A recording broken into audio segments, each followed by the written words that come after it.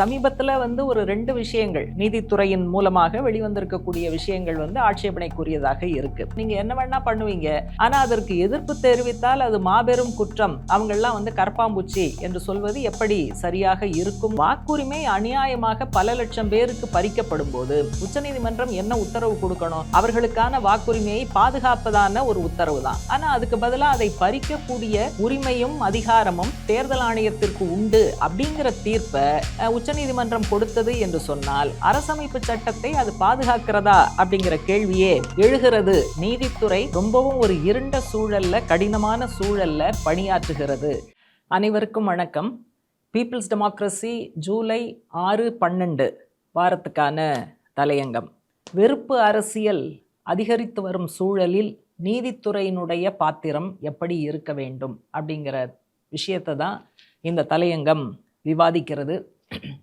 காலனிய ஆதிக்கத்திலிருந்து விடுதலை பெற்ற பிறகு இந்தியாவில், நவீன இந்தியாவில் அரசியலமைப்பு சட்டம் கொண்டு வந்தபோது அதில் ஒரு 3 விஷயங்களை, துறைகளை ஓரளவு சமச்சீராக இருப்பதற்கான ஏற்பாடு செய்யப்பட்டது. ஈக்குவிலிபிரியம், ஒரு பேலன்ஸ். 1 லெஜிஸ்லேச்சர், 2வது எக்ஸிக்யூட்டிவ், 3வது ஜுடிஷியரி, நீதித்துறை. இப்போ இந்த காலகட்டத்தில் வெறுப்பு அரசியல் அதிகரிக்கிறது, வெறுப்பு பேச்சுக்கள் அதிகரிக்குதுன்னா நிச்சயமாக அது இந்துத்துவ வகுப்புவாத சக்திகள் இதற்கு பிரதான காரணமாக இருக்காங்க.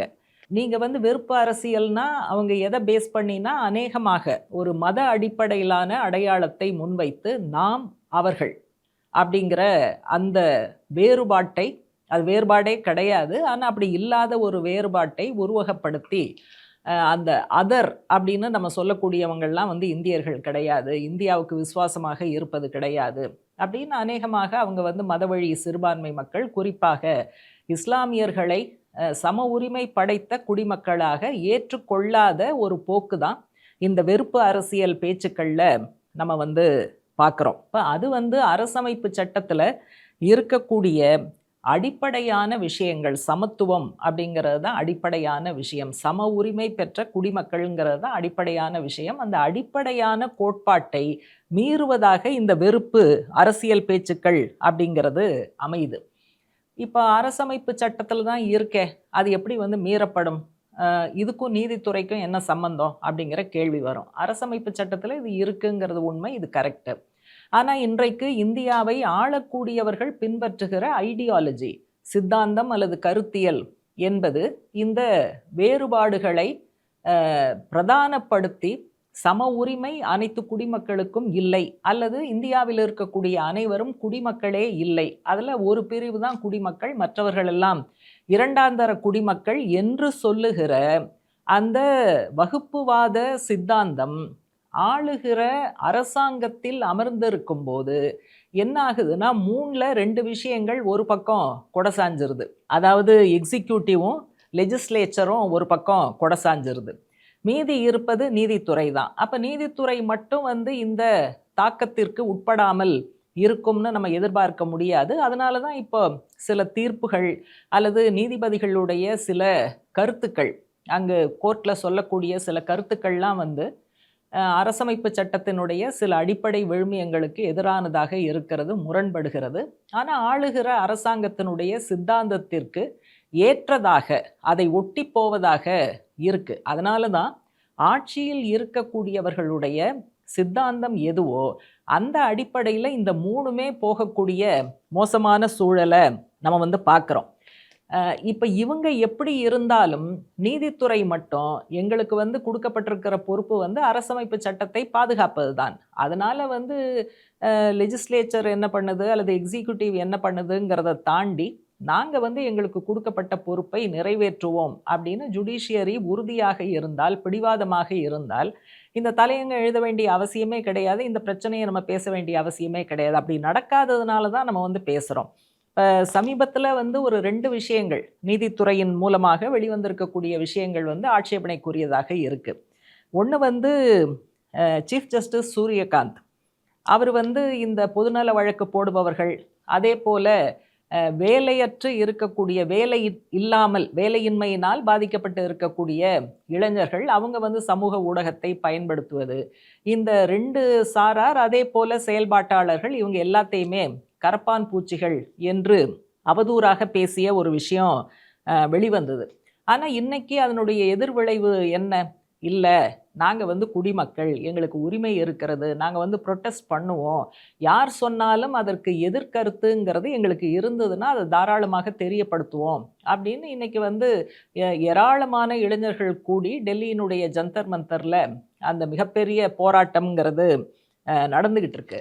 அப்போ இந்த மாதிரி நீங்க வந்து உங்களால பரீட்சை ஒழுங்கா நடத்த முடியாது, மத்திய அரசு நடத்துகிற பல தேர்வுகள்ல கேள்வித்தாள்கள் வந்து லீக் ஆகுது, அல்லது இவாலுவேஷன்ங்கிறது ரொம்ப தில்லுமுல்லுகள் மோசடிகள் நிறைந்ததாக இருக்கு. அப்ப நீங்க என்ன வேணா பண்ணுவீங்க, ஆனா அதற்கு எதிர்ப்பு தெரிவித்தால் அது மாபெரும் குற்றம், அவங்கெல்லாம் வந்து கரப்பாம்பூச்சி என்று சொல்வது எப்படி சரியாக இருக்குங்கிற கேள்வியோட இந்தியாவினுடைய ஆயிரக்கணக்கான இளைஞர்கள் பொது வெளியில நீதியரசரினுடைய தலைமை நீதிபதியினுடைய இந்த கருத்துக்கு எதிராக மிகப்பெரிய அளவு முன்னுக்கு வந்திருக்காங்க. அதே போல சீஃப் ஜஸ்டிஸ் இன்வால்வ் ஆகியிருக்கக்கூடிய 2வது விஷயம் என்ன அப்படின்னாக்க, பல்லாயிரக்கணக்கான மக்களை வாக்காளர் பட்டியலிலிருந்து அநியாயமாக நீக்கக்கூடிய எஸ்ஐஆர். அந்த எஸ்ஐஆர் என்பது சரிதான், அந்த எக்ஸசைஸ்ங்கிறது சரிதான், அதை வந்து தேர்தல் ஆணையம் அதை கொண்டு வந்தது சரிதான், தேர்தல் ஆணையத்துக்கு அந்த அதிகாரம் இருக்கிறது அப்படிங்கிற முறையில் தலைமை நீதிபதி அவர்களுடைய பெஞ்ச் தான் வந்து இந்த தீர்ப்பை வெளியிட்டிருக்கிறது. இப்போ நீங்கள் இந்தியா ஜனநாயக நாடு, அரசமைப்பு சட்டம் அப்படின்னா அந்த அரசமைப்பு சட்டத்தில் மிக மிக முக்கியமான விஷயம் வந்து வாக்குரிமை. இப்போ அந்த வாக்குரிமையே வந்து பல லட்சம் பேருக்கு இல்லாததாக ஆக்கக்கூடிய ஒரு விஷயம். கோர்ட் வந்து என்ன செய்யணும்னு நம்ம எதிர்பார்க்கிறோம்? அரசமைப்பு சட்டத்தை பாதுகாக்கணும்னு எதிர்பார்க்கிறோம். அரசமைப்பு சட்டத்தில் முக்கியமான விஷயம் எது? முக்கியமான விஷயங்களில் ஒன்று வாக்குரிமை. அந்த வாக்குரிமை அநியாயமாக பல லட்சம் பேருக்கு பறிக்கப்படும் போது உச்சநீதிமன்றம் என்ன உத்தரவு கொடுக்கணும்?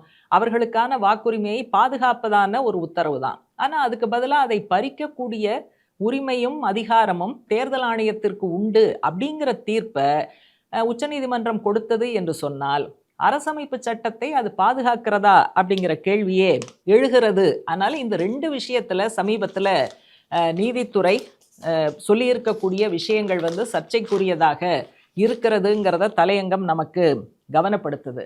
அதே சமயம் நீதித்துறையில் எல்லாமே மோசம், எல்லா நீதிபதிகளும் இந்த மாதிரி வந்து சாய்மானமாக வகுப்புவாத சித்தாந்தம் சொல்லுவதற்கு ஏற்றாற் போலத்தான் அவங்க வந்து தீர்ப்பு கொடுக்குறாங்க அப்படிங்கிற ஒரு அவநம்பிக்கை இடத்துக்கு நம்ம வந்து போக வேண்டிய அவசியம் இல்லை. உச்ச நீதிமன்றத்திற்கு கீழ்மட்டத்தில் இருக்கக்கூடிய பல நீதிபதிகள் ரொம்பவும் ரிஸ்க் எடுத்து மிக சரியான தீர்ப்பையும் கொடுக்குறாங்க. அதில் 2-3 உதாரணங்களை தலையங்கம் வந்து நமக்கு சொல்லுது. ஒன்று வந்து நீதியரசர் தபசும் கான், அவங்க வந்து ஒரு 7 பேருக்கு ஆயுள் தண்டனை கொடுக்குறாங்க. என்ன வழக்கில்? 2022 இவங்கெல்லாம் பசுகுண்டர்கள். 2022 ஒரு இஸ்லாமிய சமூகத்தை சேர்ந்தவரை பசுவை கடத்தினார் சட்டவிரோதமாக அப்படிங்கிற பேரில், அப்படி தானே பண்ணுவாங்க, அப்படிங்கிற பேரில் அடித்து கொன்ற ஒரு வழக்கு. அப்போ அதில் அடித்து கொன்றதாக குற்றம் சாட்டப்பட்ட ஒரு 7 பேருக்கு ஆயுள் தண்டனைங்கிறத தபசும் கான் நீதிபதி அவர்கள் வழங்குகிறார். அந்த தீர்ப்பில் ஏதாவது பிரச்சனை இருந்ததுன்னா தாராளமாக நம்ம விமர்சனம் பண்ணலாம். இது ஐபிசியினுடைய இந்த குறிப்பிட்ட பிரிவு வந்து மீறப்பட்டிருக்கு, அல்லது நீதிபதியினுடைய தீர்ப்பு வந்து சட்ட வரம்புக்கு உட்பட்டதாக இல்லை, அவங்க சொந்த கருத்தை சொல்லியிருக்காங்க, இப்படி ஏதாவது பிரச்சனை இருந்தால் தாராளமாக விமர்சிக்கலாம். தீர்ப்புகள் வந்து விமர்சிக்கப்படக்கூடாதுங்கிறது வந்து நம்முடைய கருத்தெல்லாம் கிடையாது. ஆனால் வந்த விமர்சனம் பூரா என்னவா வருது? கான்னு பேர் இருக்கு பார்த்தீங்களா, அதுலேயே நம்ம வந்து புரிஞ்சுக்கலாம். அவர்கள் சார்ந்திருக்கக்கூடிய மதத்தை வைத்து அவர்களை கடுமையாக அவதூறு செய்து அவர்களை கொல்லுவதாக மிரட்டுகிற, அச்சுறுத்தல் விடுக்கிற பாணியில தான் ஏராளமான பின்னூட்டங்களை நம்ம வந்து சமூக ஊடகத்தில் பார்த்தோம்.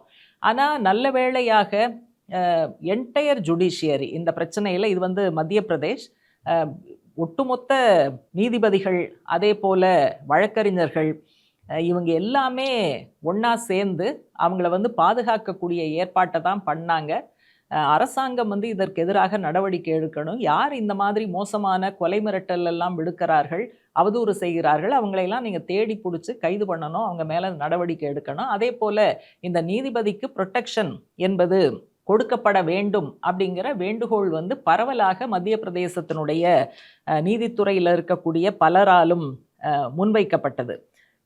ஒரு அந்த மத்திய பிரதேசத்தில் வந்து ஒரு டிவிஷன் பெஞ்ச் கூட வேற ஒரு கேஸை டீல் பண்ணும்போது அவங்க என்ன சொன்னாங்கன்னா, இந்த மாதிரியான மிரட்டல்ங்கிறது வந்து நீதித்துறையினுடைய சுதந்திரத்தை பாதிக்கிறது. நீதிபதிகள் ஒரு அச்சமற்ற தன்மையோடு தீர்ப்பை எழுதுகிற அந்த போக்குக்கு சவாலாக இருக்கிறது, பயப்பட வைக்குது அப்படிங்கிற முறையில் டிவிஷன் பெஞ்ச் வந்து சில கருத்துக்களையும் சொல்லியிருக்கு. அதனால் இது வந்து ஒரு உச்சநீதிமன்றத்திற்கு கீழ்மட்டத்தில், அதாவது ஹைகோர்ட் லெவலில் இருக்கக்கூடிய ஒரு நீதி அரசர் பயங்கர ரிஸ்க்குக்கு மத்தியில் நல்ல சட்டத்தை ஸ்டடி செய்து அந்த அடிப்படையில் அவங்க கொடுத்த தீர்ப்பு. அதுக்கு வந்து ஒரு துணிச்சல் வேணும், தைரியம் வேணும், அதை அவர்கள் செய்திருக்கிறார்கள் அப்படிங்கிறது. இன்னொன்று, அதே போல் நீதி அரசர் மாதவ் ஜாம்தார் அவர் கொடுத்த தீர்ப்பு என்னன்னா, மும்பை காவல்துறை ஒரு குறிப்பிட்ட ஒரு நபரை வெளியேற்றம் செய்கிறது, எக்ஸ்டர்ன்மெண்ட் ஆர்டர், அவரை வந்து வெளியேற்றம் செய்கிறது. அவர் வந்து கோர்ட்டுக்கு வராரு, போலீஸ் வந்து என்னை வெளியேற்றம் செய்தது, நான் இருந்த இடத்துல இருந்து என்னை அப்புறப்படுத்தியது செல்லாது அப்படின்னு வர்றாரு. அதில் வந்து நீதியரசர் மாதவ் ஜாம்தார் வந்து பாதிக்கப்பட்டவருக்கு ஆதரவாக காவல்துறையினுடைய நடவடிக்கைகளை வந்து கண்டம் பண்ணி விமர்சித்து அந்த தீர்ப்பு. அந்த தீர்ப்பில் பல இடங்களில் ரொம்ப சரியான கேள்விகளை எழுப்புகிறார். உதாரணமாக பெட்டிஷனர் அவர் வந்து பிஜேபி அரசாங்கம் ஒழிக, அமித்ஷா ஒழிக அப்படின்னு கோஷம் போட்டா அது என்ன கிரிமினல் குற்றமா? அந்த கோஷம் போட்டதற்காக மும்பை காவல்துறை அவரை வந்து வெளியேற்றம் செய்ய முடியுமா? ப்ரொட்டஸ்ட் பண்ணுவதற்கு குடிமக்களுக்கு வந்து உரிமை கிடையாதா அப்படின்னு சொல்லிட்டு அவர் என்ன கேள்வி கேட்குறாருன்னா, காவல்துறை என்பது முதலமைச்சருடைய சர்வெண்ட் அல்ல, பிரதமருடைய சர்வெண்ட் அல்ல, அவர்கள் பப்ளிக் சர்வெண்ட் என்பதை மனதில் வைத்து கொள்ள வேண்டும்.